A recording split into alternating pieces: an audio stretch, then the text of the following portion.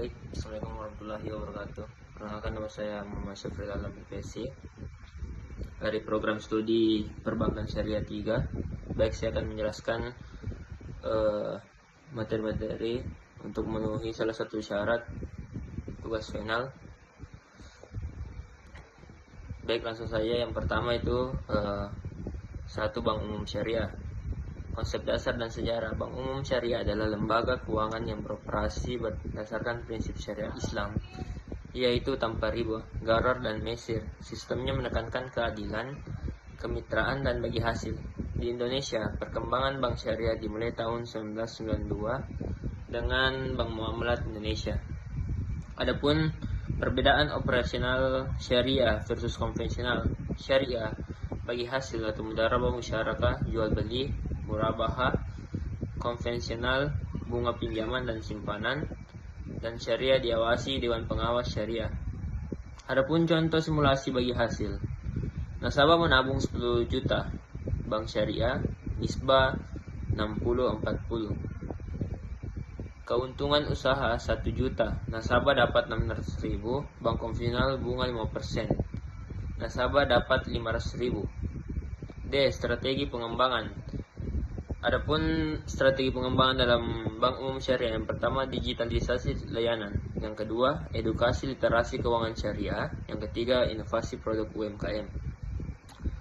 Adapun yang kedua itu BPRS, Bank Pembiayaan Rakyat Syariah. Adapun konsep dan sejarah, yang pertama itu BPRS adalah bank syariah yang fokus pada pembiayaan masyarakat kecil dan UMKM tanpa jasa lalu lintas pembayaran. Adapun perbedaan BPRS dan BPR. Kalau BPRS memiliki sistem bagi hasil dan melalui akad syariah, dan BPR memiliki sistem bunga. Adapun contoh simulasi, yang pertama itu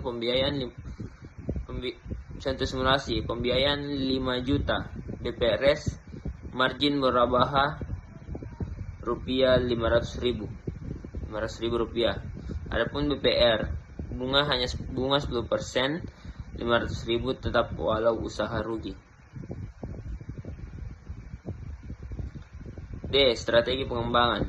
Adapun strategi pengembangan dari BPRS yaitu pertama fokus UMKM, pendampingan usaha, dan digital microfinance. Adapun yang ketiga, asuransi syariah. Adapun konsep dan sejarah, asuransi syariah menggunakan konsep tawa'un. Asuransi syariah menggunakan konsep tawa'un, tolong menolong. Dana peserta dikumpulkan dalam dana tabarruk. Adapun perbedaan syariah versus konvensional. Yang pertama, syariah risk sharing, konvensional risk transfer, tidak ada riba dan gharar. Dan contoh simulasi premi 1 juta syariah, surplus underwriting dibagi ke peserta. Konvensional keuntungan milik perusahaan. D. Strategi pengembangan. Adapun strategi pengembangan, produk berbasis kebutuhan umat. Yang kedua, transparansi dana. Yang ketiga, digital insurance digital. Yang keempat, pegadaian syariah. Konsep dan sejarah, pegadaian syariah menggunakan akad ran, biaya hanya untuk jasa penitipan bukan bunga. Adapun B. Perbedaan dengan konvensional syariah. Perbedaan syariah dan konvensional. Kalau syariah memiliki akad syariah, yang pertama itu ujrah, biaya jasa, dan yang kedua konvensional bunga pinjaman. Contoh simulasi, gade emas 2 juta, syariah biaya penitipan 50.000, konvensional bunga bisa 200.000. D. Strategi pengembangan. Adapun strategi pengembangan dari pegadaian syariah, yang pertama produk gade mikro, layanan digital, yang ketiga edukasi masyarakat. Yang kelima, Baitul Mal atau Wat Tamwil. Adapun konsep atau sejarah, BMT adalah lembaga keuangan mikro syariah yang menggabungkan fungsi sosial, mal, dan bisnis atau tamwil. Adapun perbedaan BMT versus koperasi. BMT memiliki akad yaitu bagi hasil. Kalau koperasi memiliki SHU berbasis bunga atau modal. C. Simulasi keuntungan. Modal 10 juta, BMT nisbahnya itu 7/70/30. Kalau koperasi SHU tetap sesuai berbasis bunga yang telah ditetapkan. Adapun D. Strategi pengembangan. Yang pertama, penguatan ekonomi umat, digitalisasi pencatatan pembinaan UMKM.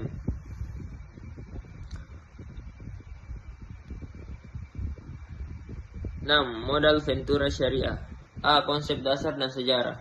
Modal Ventura Syariah adalah pembiayaan penyertaan modal kepada perusahaan rintisan atau UMKM dengan prinsip bagi hasil yang kemitraan bukan bunga, akad yang menggunakan antara lain musyarakah dan mudharabah.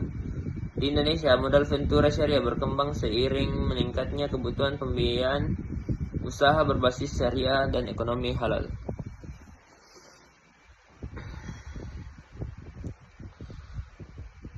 Adapun perbedaan modal Ventura Syariah dan konvensional. Kalau syariah berbasis bagi hasil dan risiko ditanggung bersama. Usaha harus halal dan diawasi oleh DPS. Dan konvensional yaitu berbasis return tetap atau bunga. Tidak ada batasan jenis usaha. C. Contoh simulasi keuntungan. Modal Ventura menanamkan dana 100 juta, syariah, nisbah 60/40, laba 50 juta. Investor 30 juta, pengelola 20 juta, konvensional, return tetap 15%, investor tetap mendapat 15 juta walau usaha rugi. D. Strategi pengembangan. Fokus startup halal dan UMKM syariah. Yang kedua, kolaborasi dengan pesantren atau inkubator bisnis. Yang ketiga, digitalisasi pembiayaan dan monitoring usaha. Fintech Syariah. Konsep dasar Fintech Syariah adalah inovasi layanan keuangan berbasis teknologi yang dijalankan sesuai prinsip syariah seperti peer-to-peer lending syariah, pembayaran halal, dan crowdfunding syariah. Perkembangannya pesat seiring transformasi digital dan regulasi OJK. Contoh. Adapun perbedaan fintech syariah dan konvensional. Syariah tidak ada bunga, riba, dan garar, sedangkan konvensional menggunakan bunga dan denda. Syariah memiliki akad jelas, memiliki akad syariah yang jelas. Yang pertama, murabahah, mudharabah, dan wakalah. Adapun contoh simulasi keuntungan. Pendanaan 10 juta. Fintech syariah margin murabahah hanya 1.500.000. Fintech konvensional bunga plus denda keterlambatan bisa lebih besar. D. Strategi pengembangan.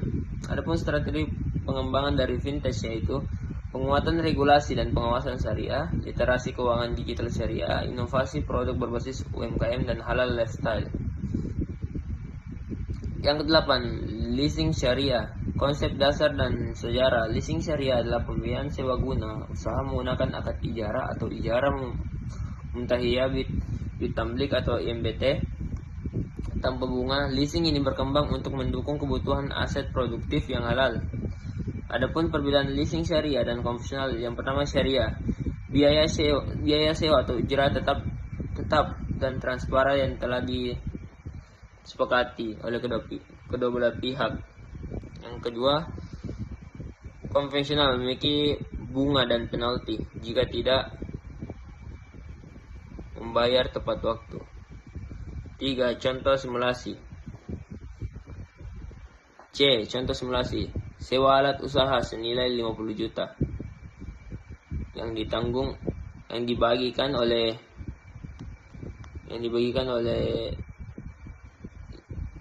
leasing syariah yaitu sesuai dengan yang telah disepakati terkait biaya sewa. Materi kedua yaitu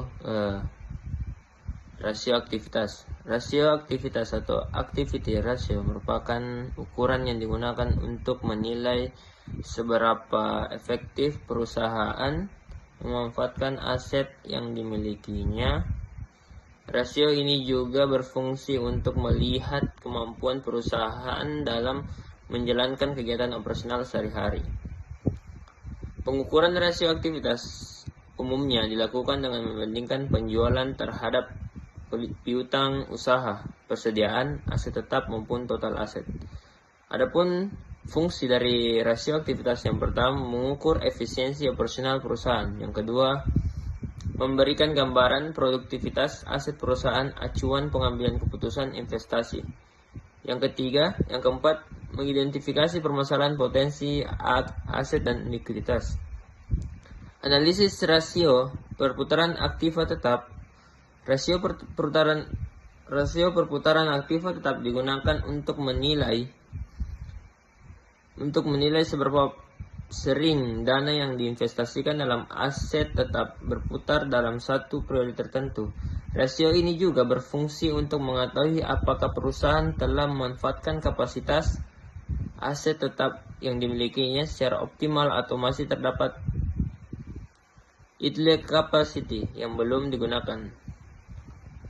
Adapun perputaran total aktiva. Perputaran total aktiva menggambarkan seberapa besar aset penjualan yang dapat diperoleh dari setiap Rp1 aset yang dimiliki perusahaan. Dengan kata lain, rasio ini menunjukkan efisiensi manajemen dalam mengelola total aset perusahaan untuk mendukung aktivitas operasional dan menghasilkan pendapatan.